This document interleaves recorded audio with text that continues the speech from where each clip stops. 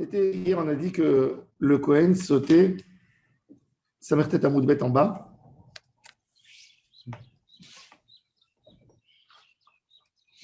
Mais Dalgin, alors, il passait d'un endroit à l'autre. En réalité, il lisait Parashat Achremot Kedoshim. Et de là-bas, directement, il passait et il sautait à Arbe Asor, à Parashat Chumash Bamidbar. Alors, elle m'a dit, elle pose une question. Medalgin ben Navi, ve'en medalgin ben Torah.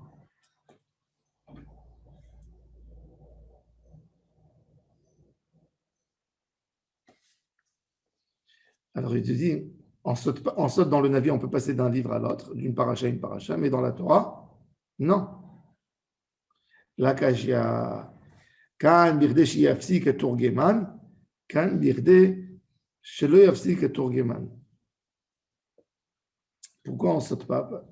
Parce que à l'époque, le Meturgeman, la personne, il lisait un texte, il y avait le monsieur à côté de lui qui traduisait en arabien. Alors, il te dit, ici, c'est tellement loin que même si je vais commencer à rouler le rouleau, il n'y a pas le temps. Le public est attend debout, il saute.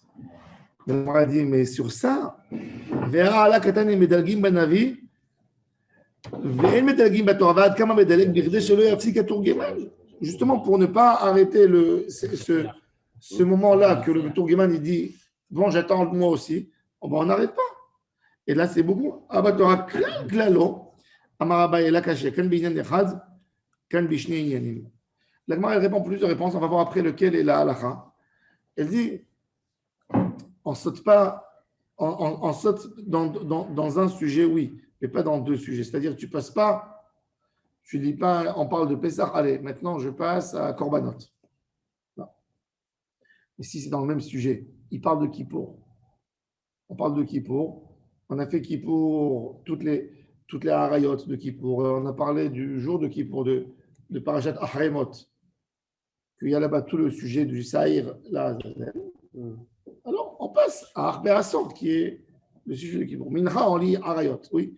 Mais dans la charrie de Kippour, tu lis le travail de Kippour du Kohen Gadol et les sacrifices du jour. Alors, c'est le même sujet.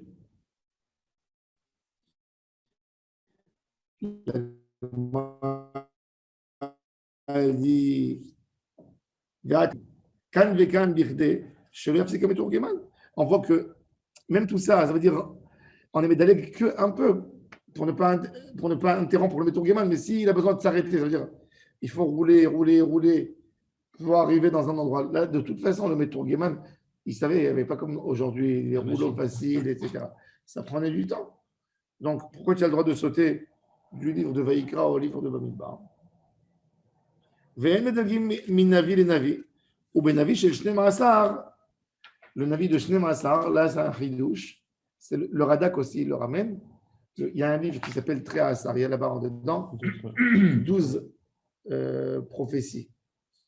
Il y a là-bas Zacharie, il y a là-bas Haggai, il y a Malachi, Amos. Oui, tout cela. Pourquoi ils sont là? C'est des petites névotes qui ont été rassemblés dans un livre. Ça s'appelle Tré Asar. Comment ça s'appelle? Tré Asar.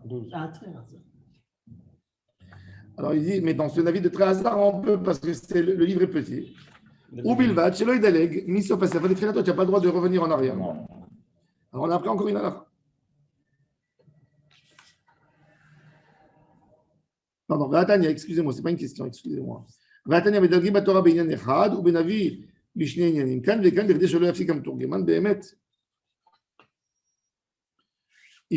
a expliqué, non, excusez-moi, il a expliqué qu'on peut lire dans un Sefer Torah dans deux sujets différents, dans deux sujets identiques, pardon, ou bilvat shelo yafsik hameturgeman, bémet pour ne pas arrêter le meturgeman. Et comme la paracha de Arbe Asor elle est petite, alors il le lisait par cœur pour ne pas rouler.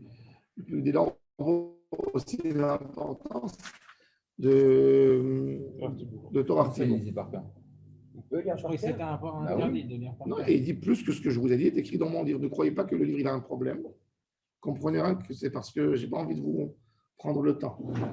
En fait, c'est 5 minutes, tu dirais, mais tu vois que 5 minutes sur un public, c'est beaucoup. C'est chaud. D'ailleurs, il y a une autre halakha qui a été annulée pour le kavod du Tzibour.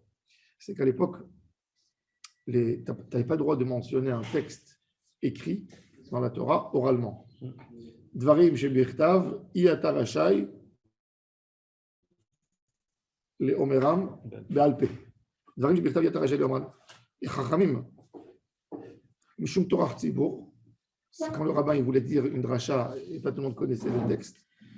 Ils m'ont autorisé de citer par cœur pour ne pas avoir besoin de prendre le livre et de rouler et de lire le livre. Ça veut dire qu'ils ont interdit un des historiques fondamentaux parce que là, je vous parle avant que Rabbi Yehuda Hanassi ait eu l'autorisation d'écrire la Torah orale. Il y a des poskim qui disent à propos de ça, c'est intéressant, que la Torah orale, elle a eu le droit d'être écrite. Pourquoi? Parce que Rabbi Yehuda, il a dit, on va avoir moins de personnes qui étudient. Donc, je préfère faire une avéra, petite avéra, et d'écrire la Torah orale que les gens étudient, plutôt que je n'écris pas et que les gens l'oublient. Il est considéré comme Ezra, Rabbi Hanassi. Rabbi Yehuda Hanassi aussi, c'est un des plus grands, c'est un des grands transmetteurs de la Torah. C'est des vrais visionnaires. Nachon. Alors, les Mefarshim, ils disent que le Khatam Sofer, il dit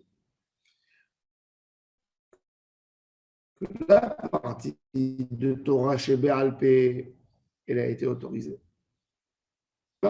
Est-ce que tout a été annulé? Ou par exemple, si maintenant moi je veux lire Devarim par cœur, est-ce que j'ai le droit? Parce que c'est écrit Dvarim, quelle est la logique? Dvarim chez Béalpé, Iyatarachei le Omram Birtav. Si l'idée de la Torah, c'est quoi la Torah orale? L'idée de la Torah orale, comment Rabbeinu il a donné la Torah? Il a donné 2 sœurs parallèles, elles se complètent une à l'autre. La Torah orale, le but c'est que tu étudies toujours la Torah. Et c'est pour ça que ça reste oral pour ne pas que tu oublies. Tu es obligé toujours de réviser. C'est pour ça que la Mishnah, ça vient du mot Shinun, Leshanen, étudier. Et la Torah est écrite. Et donc, si c'était écrit, tu dis, bon, si je vais avoir un problème, je tourne le rouleau et je cherche. Et la Torah est écrite. Pourquoi tu n'as pas le droit de dire oral? Pour ne pas que tu déformes un mot. Il faut que toujours ça soit ouvert à l'étude. Alors, ça, c'est les idées. Maintenant, la Torah orale, j'ai plus de personne qui est là à étudier, à consacrer la moitié de sa journée, par exemple, comme les Juifs, avant de rentrer en Eretz Israël, ils étaient dans le désert, ou même en Eretz Israël, tant qu'ils étaient dans la paix, les gens étudiaient. L'étude de la Torah chez le Juif, c'est le plus grand gros mot qu'un Juif, tu peux l'insulter, c'est pas de lui dire abruti, c'est de lui dire amaretz, ignorant, inculte. Inculte, on dit inculte. Ça, c'est la plus grande insulte chez un juif. Alors l'idée de Rabbi Yehuda Hanassi, c'était de prendre. Et c'est pour ça qu'il y a un débat entre Chida et Chikr. Le Chida, il dit que tout a été annulé. Tu te lèves au milieu de la nuit, tu n'as pas de lumière à la maison, tu n'as pas envie de déranger personne. Tu connais le texte de Divrei Hayamim par cœur. Tu veux étudier de la Torah. Tu connais un Teilim. Tu peux lire par cœur un Teilim. Selon Chikr élève Rabbi Yosef Raphaël Chazan, qui était Rishon LeZion à Jérusalem, lui il dit non, c'est que la partie de Rabbi qui a été autorisée, ce n'est pas la deuxième. Donc il dit qu'il n'y a pas de droit, sauf ce que tu as l'habitude de mentionner uniquement comme prière, comme les chapitres de Tehillim qui sont écrits dans le Sidour, et pas tout Tehillim. Ça n'aurait pas tenu. Hein? Ça n'aurait pas tenu. C'est que le principe, c'est que ça disparaît. Parce que lui, il dit, non, justement, il dit, il faut ouvrir le livre. Oui, mais on sait que les générations ne tiendront pas, et qu'à un moment donné, il va falloir le clarifier. Donc pourquoi il va voir quoi? À un moment donné, ça se perdra de la même manière que la Torah orale s'est perdue. Pourquoi? Si tu lis dans le livre toujours, au lieu de. C'est pas toujours qu'il fait obscur, tu as des livres. Bon, ça, c'est sa chita à lui. Son petit-fils, Rabbi Chaim Palachi, il a écrit là-dessus, il a essayé d'amener des preuves à son père, à son grand-père et à l'autre côté. Bon, ça, c'est un débat, il faut le savoir. Alors, en tous les cas, ils ont autorisé ce Issour qui est un Issour très fort, Mishum Tircha de Tzibura. Vegolel Sefer Torah. Et il roule le Sefer Torah et il dit attention, ce que j'ai lu devant vous, c'est qu'une partie du Sefer, je n'ai pas tout lu, mais je n'ai pas envie de rouler pour ne pas vous embêter. Et pourquoi il a besoin de dire tout ça là? Il dit Mishum la, Shelo Leotzi Laz al Sefer Torah.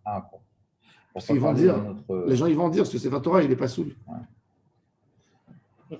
C'est pour ça que quand on a fait une fois j'étais c'était pas ici, j'étais dans l'autre synagogue, alors il y a un monsieur,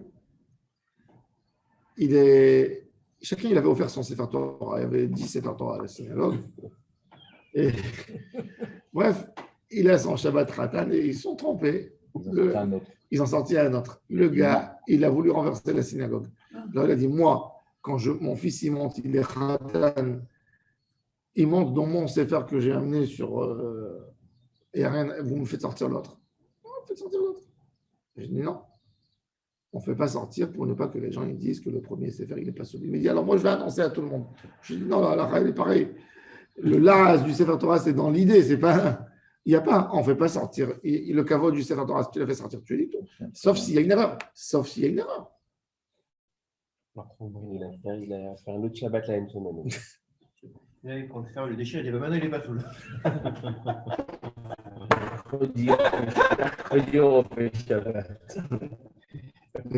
Ou bien, chez le Chumash HaPikudim, Chumash HaPikudim, c'est intéressant. Chumash HaPikudim, pourquoi il s'appelle Pekudim? Parce que dans Bamidbar, qu'est-ce qu'on a dit? On a compté Am Israël, telle tribu, à temps. Hein? Ouais. Alors, ça s'appelle en l'Ifkod, c'est l'Isport. Ouais. Oui. Ou bien Chumash HaPikudim, c'est Bamidbar. D'accord? Koré Be'alpé. Amai, Veniglol Venikre, Amar Ravi, Amar Ravuna Brede Ravi Yoshua, Amar Rav Shechet, לפי שאין גוללים ספר תורה בציבור. מפני קיבוץ ציבור. Alors, הגמרא dit, ונאי אחרינא ונקרא, on amène un autre ספר תורה, מה הבעיה? Ben oui, ce qu'on fait aujourd'hui. Ravuna bar Yehuda Amar Mishum Pgamo shel Rishon. Il y a le Pgam, il y a le Pgam du premier sefer. Un ignorant, il va dire, mais pourquoi qui ne connaît pas la notion de Torah Tzibur, il va dire, mais pourquoi ils ont amené un autre sefer? Ah, il y a une erreur dans celui-là. C'est Pogemoto. Shlakish Amar Mishum Beracha She'ena Tzericha. À l'époque, quand il faisait le Sefer Torah, c'est comme une nourriture. Il y a le premier, il lit la première Beracha, et puis les gens montent et disent. Et le dernier, Maftir, il finit la Bracha. Il finit la Bracha. Alors il dit maintenant, si tu vas faire sortir. Non, peut-être qu'il fait ça, Mishibar, ce n'est pas un problème. Non, mais l'idée, c'était il y a un qui ouvre, tu ouvres l'étude de la Torah et tu fermes. Tu remercies Hachem sur ton sort. Tu peux peut-être au milieu, il n'y a pas de problème. C'est comme quand quelqu'un il veut étudier la Torah à la synagogue. Il commence d'ailleurs, on n'a pas le droit d'étudier la Torah sans Beracha. Eux, ils faisaient comme quelqu'un qui consomme, comme quelqu'un qui mange dans un repas. Donc, il te dit, si je fais sortir un deuxième Sefer Torah pour Rish Lakish, j'ai besoin de refaire la Beracha, parce que j'ai ramené un livre de Torah. C'est vrai que l'idée principale, c'est sur l'étude, mais il y a quand même quelque chose. Tu amènes un autre livre. Bon, alors on a deux explications. Un, Pgam, et l'autre, Bracha Shenetzra. Alors, il m'a dit, et quoi? Umi Chaïshinan Libgama, est-ce qu'on a peur d'un Pgam? C'est quand, vous savez, c'est quand on fait sortir 3 Sefer Torah dans l'année? Rosh Chodesh Tevet Shechaliyot Beshabbat. Tu fais sortir la paracha. Même à Tu fais sortir Moussa. Tu fais sortir Hanouka. Rosh Chodesh et Shabbat. On a 3 Sefer Torah.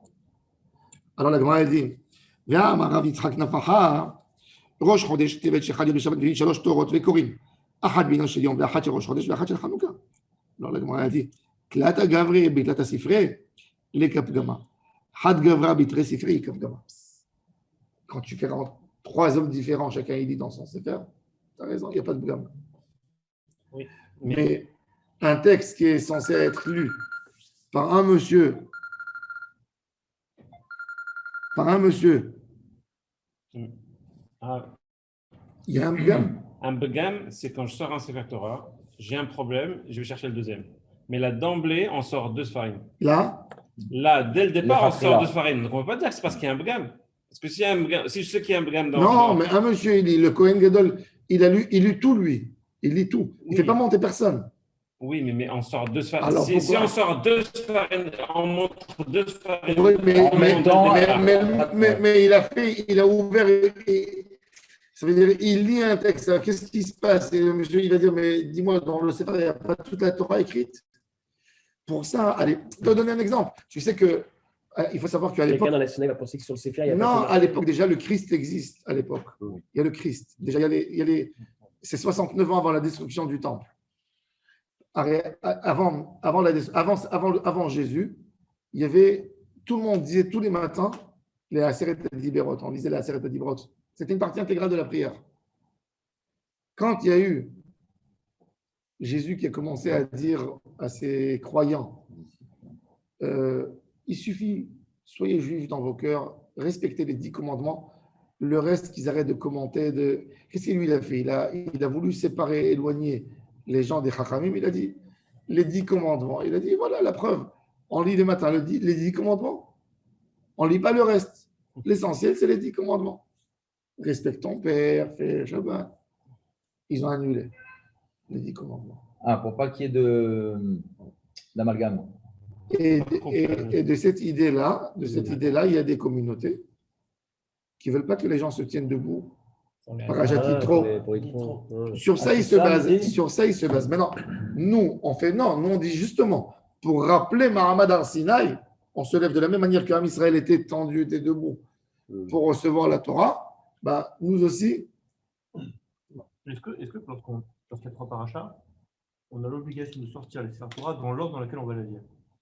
Dans l'ordre, c'est-à-dire, si je sais faire Rishon, Sefer Sheni, Sefer Shlishi. Oui. Ouais. C'est le minag, oui. Oui. Non, c'est toujours dans la même logique, je parle. Alors, non, je vais t'expliquer. Quand tu donnes. Parce que sinon, si je ne fais pas ça, on va dire, pourquoi? Ça veut dire que finalement, j'ai remplacé. Je vais te dire, non. Quand les gens, ils ont payé de l'argent pour la Hotza et Sefer Torah, tu es obligé de garder l'ordre. Parce que lui, il te dit, moi, j'ai acheté. Moi, j'ai payé pour le Sefer qu'on va lire. Mais quand il n'y a pas, non, je ne pense pas. Je pense que c'est une question uniquement. Après, tu veux décider d'organisation. Oui, pour Parce donner. que là, il prévoit toutes les interprétations du Kaal. Exactement. Dans le Kaal, tu sais, dans le Kaal, il y a 1001 raisons. C'est pour ça que c'est écrit dans la Lacha. Par exemple, il y a un Lévi. C'est pas bien lire l'hébreu. Tu l'obliges à monter. Pourquoi tu lui dis respecte tes enfants? Demain, ils vont dire que ta maman est goya, que tu n'es pas un vrai juif. Ou un Cohen qui est à la synagogue. Et tu veux monter à Israël. S'il est là, les gens ils vont dire. Un jour, demain, il va se disputer dans la rue et il y a quelqu'un qui va lui dire bâtard. Aïe. Et un autre va dire oui, c'est vrai. J'ai vu même à la synagogue. Il était là, ils ne l'ont pas fait monter. Mais quand on fait sortir le Cohen.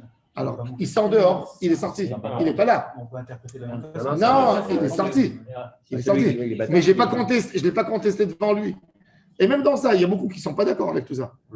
Par exemple, Rabbi Shalom Messas, il a un débat avec Rav Ovadia Yosef sur une bar mitzvah jeudi, lundi. Rav Ovadia Yosef, il dit il y a 3 à monter. Tu as fait monter Cohen, Lévi, Mchat, et elle est partie. Il fait monter le grand-père, l'autre grand-père et le bar mitzvah. Rabbi Shalom, il dit non. Il dit le Cohen et le Lévi, tu les fais monter. Il dit tu as un problème, fais monter 4. Moi, je préfère que tu fasses monter 4. Fais monter 4. Tu as 2. N'enlève pas au Cohen, ne lui dis pas sors de la synagogue, il est là. Le pauvre, il t'a fait la birkat Kohanim, et tout d'un coup, tu lui dis sors dehors, allez. Non, mais c'est pas idiot, il coupe. Si, lui, il dit je préfère, il dit anarchiquement, j'autoriserai à rajouter une 4e montée. Une 4e montée, pourquoi pas. Il en manque une encore. Cohen Lévi, le bar mitzvah et les 2 grands-pères, c'est 5. Non, les 2 grands-pères, les 2 grands-pères, j'ai entendu. Ouais, c'est vrai. Non, il te dit. C'est souvent pas ton père. Oui.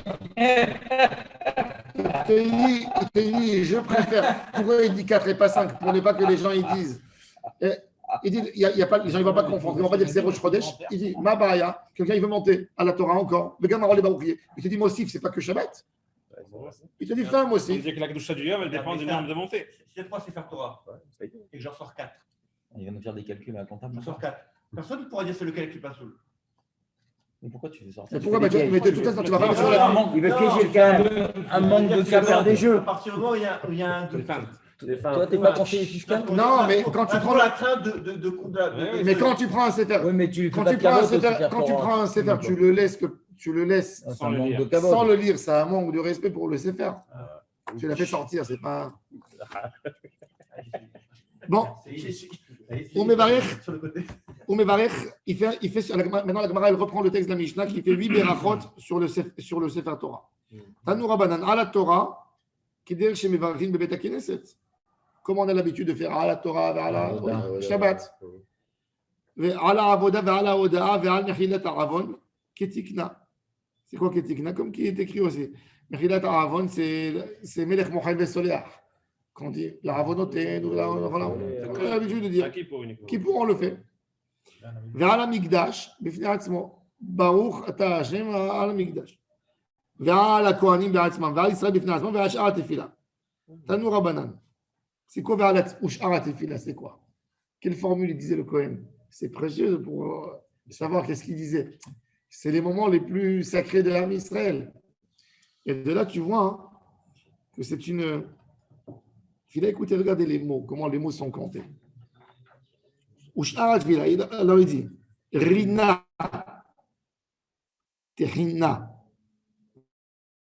Bakasha, Milefanecha, devant toi Dieu, Alamcha Israël, Shetzrichin, Leivasha. C'est quoi Leivasha, pas Leivasha. Oshiain ou Venivasha, oui.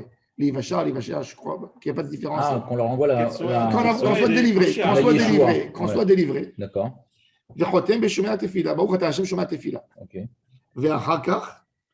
Après, regardez, il y avait à l'époque, Kol Echad ve'Echad mevi Sefer Torah mi beto, ve'korebo kedei le'arot chazuto larabim. Il y a une mitzvah à l'époque, mitzvah bin Torah.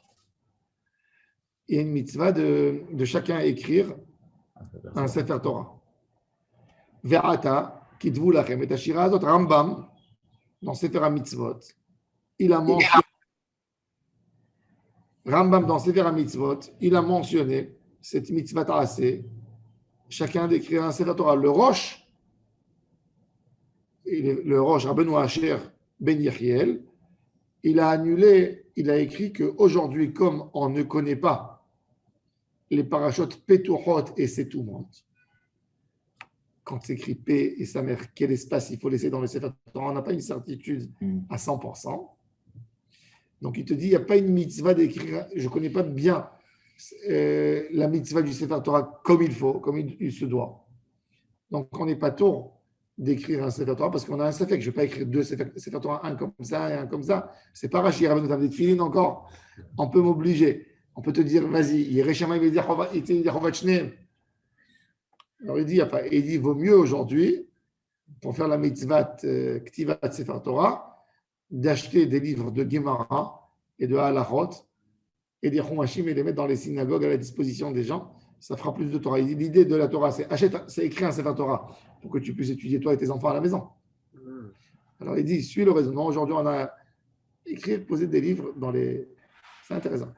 Nous, on a aujourd'hui, d'après le Keter de Alep, la couronne d'Alep, on a un livre qui a toutes les parachutes Petuchot et Setumot. Maintenant, ce n'est pas à 100%. Pourquoi ce n'est pas à 100%? Le livre de Alep, il y avait je vous ai raconté sur Ezra Sofer. Ezra Sofer, il a écrit un livre sans aucune erreur. Il y avait à l'époque un scribe en Égypte, au Caire, qui s'appelait Ben Asher et Ben Aaron. Eux, c'était les plus grands connaisseurs du Sefer Torah. Les Juifs du Yémen, par exemple, vous savez, les Juifs du Yémen, ils ont 19 endroits dans leur Sefer Torah où ils rajoutent un vav, où il y a une différence de la manière d'écrire. Rav Yosef, par exemple, il te dit, quand tu es invité dans un truc de Thémanie, il faut éviter de monter à la Torah. Parce que pour nous, c'est 19 différences. Séfarad et Ashkenaz, c'est une différence. Lo yavo petsoa daka ou kurut shofra. Daka. Est-ce que le daka, il est écrit avec He ou avec Aleph. Rabbi Yosef Karo, il dit avec He. Le Rama, il dit qu'en Allemagne, ils écrivaient avec Aleph. Le problème, c'est pour Parashat Zachor ou des trucs comme ça. Là, Oui. par contre, c'est Bon. un Minatora. Maintenant, encore une fois, si tu montes et tu fais la bracha, tu fais la bracha. Le Sefer Torah, il est caché pour eux. Maintenant, c'est un débat comment écrire. Mais rien que je vous montre qu'il y a dans le Sefer Torah. Alors, à Alep, ils avaient un livre, un Tikkun Sofrim. La notion de Tikkun Sofrim, aujourd'hui c'est devenu Tikkun Korim, parce que c'est plus. Mais à l'époque, Tikkun Sofrim, c'est le livre que les scribes lisent d'après ça.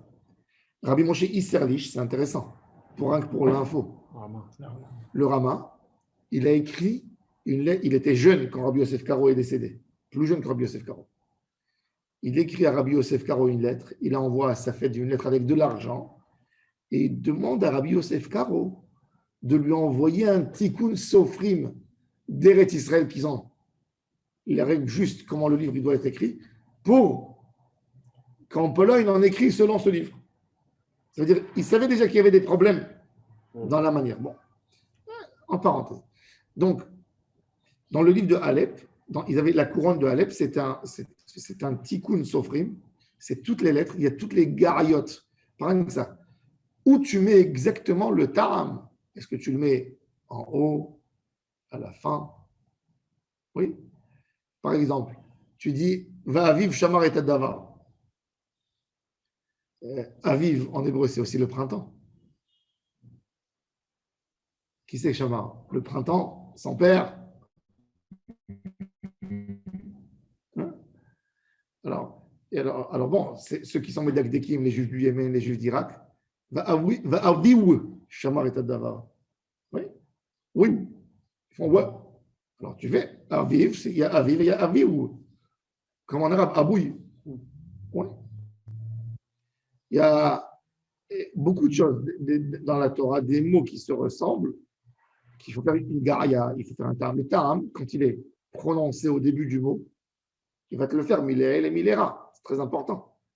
Il y a des trucs. Alors, même un tam où il est posé, est-ce qu'il est posé au début du mot, à la fin du mot, quand il y a un endroit où je vais faire un dagesh, il y a le petit trait en bas pour te dire que la ponctuation elle sera complète.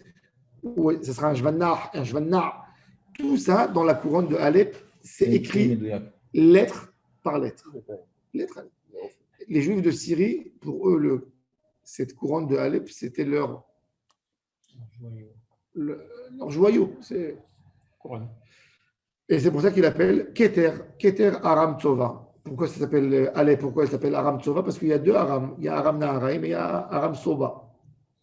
Alors, il dit, je ne viens pas de Aram Naharaim, je viens de l'autre Aram. Et ce Keter, dans les émeutes en 48, il y a eu des émeutes. Les Arabes sont rentrés dans la rue des Juifs, ils ont mis le feu partout. Ils ont mis le feu dans la grande synagogue de Alep. Le grand rabbin de Alep, qui avait 90 ans, il est rentré dans le feu pour faire sortir le livre. Il y a eu quelques parties du livre qui ont été brûlées. Encore quelques pages qui ont été volées. Ce livre n'a pas de prix. Le livre n'a pas de prix. Il n'y a pas de copie? Non, il n'y a aucune copie. Alors, le livre, il est présenté aujourd'hui au musée d'Israël. Il y avait Ben Tzvi qui est parti à l'époque, le deuxième président de l'État d'Israël, qui est parti pour faire une recherche. On ne l'a pas laissé. Il est venu, on avait peur qu'il vole. Tu n'as pas le droit d'ouvrir le livre s'il n'y a pas les 3 membres du Bedin devant toi pour ne pas que tu arraches une page, ne pas que tu l'abîmes. Ça veut dire que c'est le joyau de la Bible. Ils n'ont pas filmé? À l'époque, en 48. Non, aujourd'hui. Aujourd'hui, oui. Aujourd'hui, on a toutes les photos du livre. Ah, il manque Alors, des pages. mais il manque des pages. Il était sur toute la Bible. Il manque une partie de la Torah. Il manque une partie des Ketuvim. Il est venu un monsieur, un chercheur, un tzaddik. Oui, il manque quelques parties. Il est manqué le livre. C'est un gros livre en parchemin qui date 900 ans. Ils ont cherché dans le livre pour voir à quel point il est. Ils ont trouvé que 2 petites erreurs. Petites. Sur un livre que tu as besoin de faire attention à tous les ta'amim, à tous les détails. 2. Tu sais ce que ça veut dire 2 dans une Bible? Non. C'est énorme. Et d'accord, comment c'est écrit là-bas? Comme les séparades. C'est rassuré. Ouais, maintenant, Un petit peu. mais l'idée de ce livre, il est incroyable, le livre. Alors, il est venu un professeur qui s'appelle Rabbi Mordechai Breuer, Zichrono Livracha, un juif d'origine allemande, qui a voulu imprimer, son rêve, c'était d'imprimer la Bible la plus médouillée qu'il y a depuis toujours. Il a consacré 30 ans de sa vie. Il a ramassé 100 manuscrits à peu près du monde entier. Et il fait la comparaison par des lettres, des points, des teramim, des gariotes, des mafsekim. Et il a dit maintenant, mais dans la couronne de Alep, il nous manque une partie. Maintenant, dans la couronne de Alep aussi, c'est écrit P. Samer, Parashat Ptuchas Tuma. Le Rambam, il dit, il écrit Meforach dans une Chot Sefer Torah, que nous, on fait les Parashot Ptuchot et Stumot, comme dans le livre de Ben Asher. Maintenant, la couronne d'Alep, elle a été copie de Ben Asher. Qu'est-ce qu'il a fait, Breuer? D'abord, il a voulu voir est-ce que sa méthode, est-ce qu'il a raison. Il a pris les 99 livres, à part la couronne de Alep, il les a comparés, il a suivi le système je suis la majorité. Mais c'est une très grosse majorité, c'est pas. C'est-à-dire sur 90 livres que tu as. Donc, il a fait un essai sur. Quand il a fini son travail, il a comparé mot à mot, point à point, Tam et Tam à la couronne de Alep, il a vu que c'est identique. Ça veut dire zéro bug. Ce qui manque, il l'a complété lui. Il a fait. Mais il te dit, j'ai complété d'après cette méthode. Mais sache-le. Ça a marché sur tout le reste. Ça a marché dans tout le reste. La logique, c'est que maintenant, tu peux dire demain qu'il y a quelque chose, mais bon, on n'est pas censé savoir. C'est un stade déjà au-dessus. Oui, mais il a fait le meilleur. Combien de pages il manquait dans Alep? Il manque 200 pages dans le livre, dans la couronne de Alep. Ouais, mais sur 1000. Hein. Oui, mais c'est beaucoup, il y a des gens qui valident 80% sans erreur. Alors, il a fait sa Bible à lui, c'est la Bible édition Mossad Arav Kook. C'est la Bible la plus exacte qui a apparu depuis toujours. Comment ça s'appelle? Mossad Arav Kook, un chumash, une Bible comme ça, gros. Il y a ça, et il y a Bli Neder, si vous me rappelez, je vous l'amène demain, je vous montre. Et il y a après, sur ce travail, il y a une autre université de Jérusalem, elle a fait sortir, elle aussi, une édition, qui est d'ailleurs, la mise en page, elle est exactement comme dans la couronne de Alep, les mêmes sortes d'écriture, le même font, très intéressant. Et ils ont fait un travail extraordinaire. C'est le plus médouillac qu'il y a. Par exemple, dans la Megillat Esther, on a deux versions. Bay Yehoudi, encore une fois, il prend toutes les versions que les séfarades avaient l'habitude de dire, sans aucun. C'est la couronne de Alep. Et bon, il a même comparé les livres du Yémen, à part les 19, parce qu'eux, ils étaient daïkanim aussi, ils faisaient très attention, etc. En tous les cas, parce que le domaine, il faut savoir, c'est qui étaient les scribes dans les villages. Alors, les scribes dans les villes des séfarades à l'époque, c'était pas un homme qui avait une belle écriture, c'était le rabbin. Le connaisseur. Oui. Tandis que dans les pays ashkénazes, c'était des gens qui avaient des belles écritures. Vous savez que d'ailleurs, je vais vous dire quelque chose, vous allez rester plombé. Tous les Sefer Torah qui viennent d'Europe depuis les années 30 jusqu'en 45, ils sont tous pas sous. Vous savez pourquoi? Pas parce qu'il y a des erreurs. Parce qu'ils ont été écrits pendant Shabbat même. À l'époque, le centre des scribes en Europe de l'Est, quand tu veux acheter un Sefer Torah, tu vas payer, on est bien d'accord que tu payes la main-d'œuvre? Ok. 1 heure de main-d'œuvre en France, c'est beaucoup plus cher qu'1 heure de main-d'œuvre en Pologne, n'est-ce pas? Ouais. Donc, un Sefer Torah, à l'époque, un juif qui vit à Paris, il a envie de se procurer un Sefer Torah. Le Sefer Torah, s'il va trouver un homme Yerei Shamayim à Paris qui va lui écrire, il va lui demander, ça va lui prendre 12 mois, le train de vie à Paris. Il va le commander en Pologne, il va le payer beaucoup moins cher. Donc, il y avait 2 villes où on écrivait les livres, les Sifrei Torah. C'était les fabrications. Chez les Sfarad, il y avait 2 villes et chez les Ashkénazes, il y avait 2 villes. En Russie, c'est en Bélarus, il y a Mir et Slonim en Lituanie. Oui, ou qu'il y avait la Yeshiva de Mir, mais ce n'est pas les élèves de la Yeshiva de Mir. C'est les jeunes qui voulaient gagner de l'argent. Parmi eux, c'était des bondistes, pas des bandits, des bondistes qui appartenaient au Bund. Au Bund. Des bondistes, des bolcheviks, oui, des laïcs complètement. Avec la cigarette, ils écrivaient Shabbat. Il y a des témoignages. Comment ils sont arrivés sur le marché? Eh bien, ce livre, ils vendaient. Il y avait des commerçants. Non, comment on les reconnaît? Pratiquement, je te dis, 90% des livres sont venus de là-bas. On voit les mêmes coutures, on trouve les mêmes rouleaux de parchemin, c'est venu des mêmes fabricants de parchemin. Donc, on sait identifier. Un jour, j'étais chez un très grand rave. Il y a un monsieur qui est venu qui a dit qu'il a récupéré un Sefer Torah d'une synagogue en Pologne qui a été pris par les nazis. Et il veut le réparer et l'arranger, le remettre en état pour l'offrir à la synagogue. Et il est parti, il a demandé conseil au Rav, qui est aujourd'hui le Rav de la Eda Haredit, le Rav Weiss, qui était à Anvers. Il a dit, discrètement, fais-le descendre de cette idée. Tous les Sefer Torah de l'époque de Pologne ont tous été écrits par des Mechalel Shabbat. Incroyable. Dans les yeshivot. C'est bizarre. Peut-être eux, ils faisaient attention, mais les gens, ils ne connaissaient pas. Non, les gens, ils connaissent. Mais tu sais, vous imaginez, vous croyez que quand je vous parle de religieux et de non-religieux, vous imaginez Bnei Brak. Tu sais, à la ville Brisk, les Brisk, ils disent, à Brisk, il y avait 30 000 juifs. 30 000 juifs. Menachem Begin, il vient de Brisk. Ariel Sharon aussi vient de cette même ville, Brisk. À Brisk, il y avait 30 000 juifs. Et au Talmud Torah, il y avait 250 élèves juifs. Tout le reste étudié dans des écoles laïques. Varsovie. À Lodz. Tu sais, ça ne veut pas dire une barbe. Tu sais qu'à Ghetto Lodz, avant la guerre, quand il y a eu la grande crise en 27, toute la bourse est tombée en Europe. C'est ce qui a précédé et qui a amené la guerre mondiale. Toutes les industries sont tombées une après les autres. On a élargi la notion de Pikuach Nefesh. Pour eux, Pikuach Nefesh, c'est pas rien que quelqu'un qui a une blessure qui va à l'hôpital. Pour eux, Pikuach Nefesh, c'est quelqu'un qui ne peut pas amener du pain à la maison. C'est Pikuach Nefesh aussi.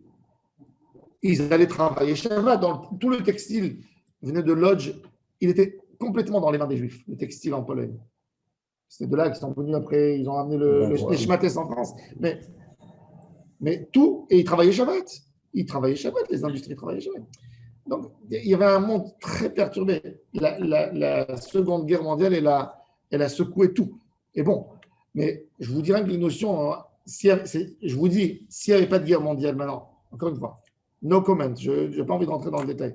S'il n'y avait pas de guerre mondiale, il n'y aurait plus de juifs pratiquants aujourd'hui dans le monde. Il n'y aurait plus de juifs pratiquants.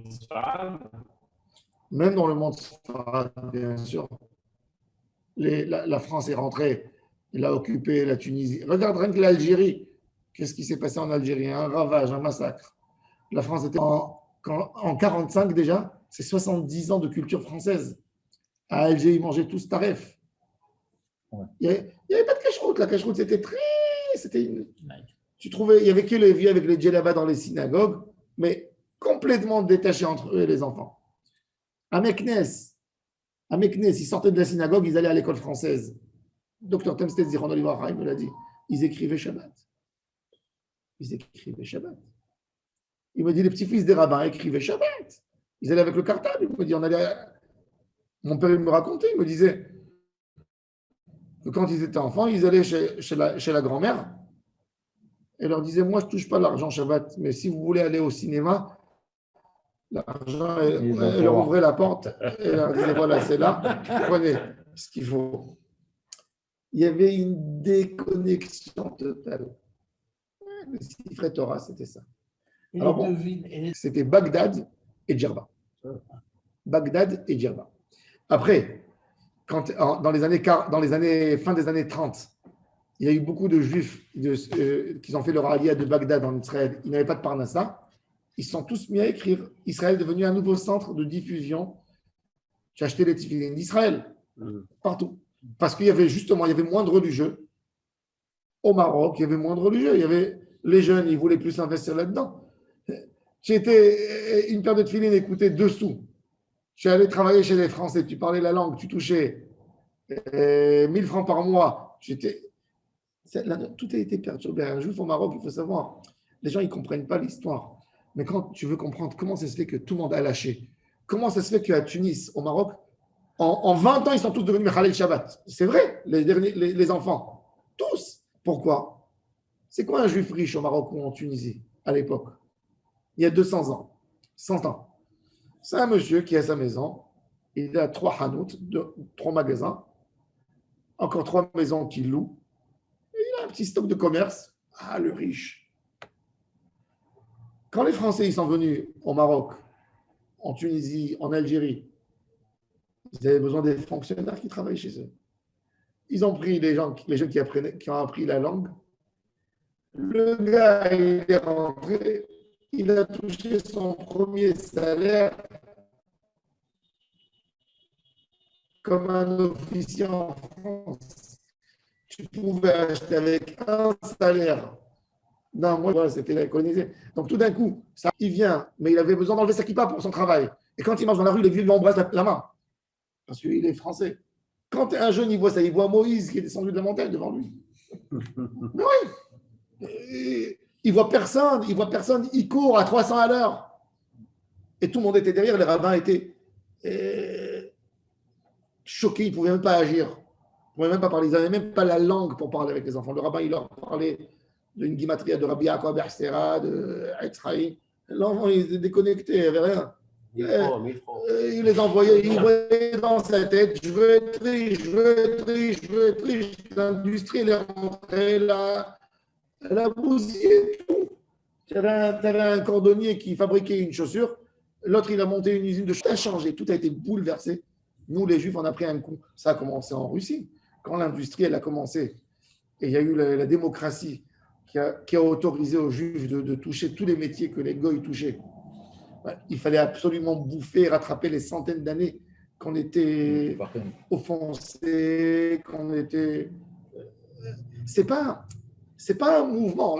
Il y avait, après, bon, il y avait des groupes, l'Alliance israélite qui voulait annuler l'analphabet chez les Juifs, etc., qui ont fonctionné. Mais le monde de l'industrie, le monde, l'argent, la bourse, et les grosses usines, ça tout d'un coup, ça a ouvert. Tu étais un gars au Mela, si tu n'appartenais pas à une telle famille, tu ne pouvais jamais avoir aucun poste, tu pouvais être que cordonnier. Tout d'un coup, tu as su que si tu allais parler français, et si tu savais maîtriser, si tu savais lire Molière, et tu pourrais arriver à un poste. Mais les gens, ils étaient comme... pour eux, c'était trouver les occasions, tu comprends? Et c'est ça, et personne. De toute façon, on ne peut pas accuser personne dans tout ça. C'est une réalité, le monde est passé d'un niveau à un autre niveau. Et il a bousculé tout avec. Il a bousculé la religion, pas que chez nous, hein. Même chez les Goïs, même chez les chrétiens. Chez les chrétiens, ils ont pris dans la tête 1000 fois plus que nous. Mais les rabbinim séfarades étaient intelligents. Ils voyaient que les enfants partaient. Ils savaient qu'ils ne sont pas au niveau de parler avec les enfants. Ils ont dit, au moins, on va toujours continuer à les caresser. Ils vont rentrer, ils vont trouver leur plat. Quand il vient à la synagogue, on le fait monter, on lui jette des bonbons. Il va venir un jour. Mais il faut avoir de la patience pour ça. Et il y avait d'autres juifs qui étaient beaucoup plus, même en Pologne, il y avait un débat, qu'est-ce qu'on fait avec les juifs laïcs? Est-ce qu'on les fait sortir ou on les garde? Alors les rabbins de Russie, qui étaient les rabbins de Yeshivot lituaniennes, etc., ils ont dit, tu les laisses. Mais ils n'ont pas été écoutés. Qui c'était le mouvement qui a été le plus fort? Les rabbins ultra rigoureux, comme les juifs d'Hongrie. Dès qu'il y a eu la notion ils les ont appelés les néologues. Ils ne voulaient plus les enterrer dans les cimetières juifs. Alors ils sont partis, ils ont demandé un enterrement civil pour eux. Donc ils ont fait l'enterrement civil. Après, ils ne voulaient pas faire la circoncision. Quand il y avait un gars qui ne faisait pas Shabbat, il allait au rabbinat pour demander à un Moël qui vient faire la circoncision. Le rabbin dit au Moël, je t'interdis de lui faire la circoncision. Si tu le fais, tu es licencié. Donc, ils ont fait des Moëls. Après, ils leur ont dit, tu ne rentres pas à la synagogue. Ils ont fait des synagogues à eux. avec un piano, avec des trucs. C'est un débat, on ne peut pas juger. L'histoire, elle est comme elle est. L'histoire, ça s'est fait, on ne pourra jamais savoir le pauvre rabbin, qu'est-ce qu'il a souffert dans sa communauté, pourquoi ça lui a amené à dire. Mais on voit une réalité des choses, comment elle s'est faite. Alors bon, alors chacun présentait à l'époque, c'était le kiff du juif, c'est de montrer, j'ai un Sefer Torah qui pour tout le monde sortait vite, et après le discours du Kohen Gadol rouge, tout le monde fait sortir le petit Sefer Torah qu'il a en main, et chacun il montre à l'autre, viens, on étudie dans mon livre, moi, viens, on étudie dans mon livre, viens. C'était un jour d'études de Torah, 2 heures d'études. Bon, on va donner le là, on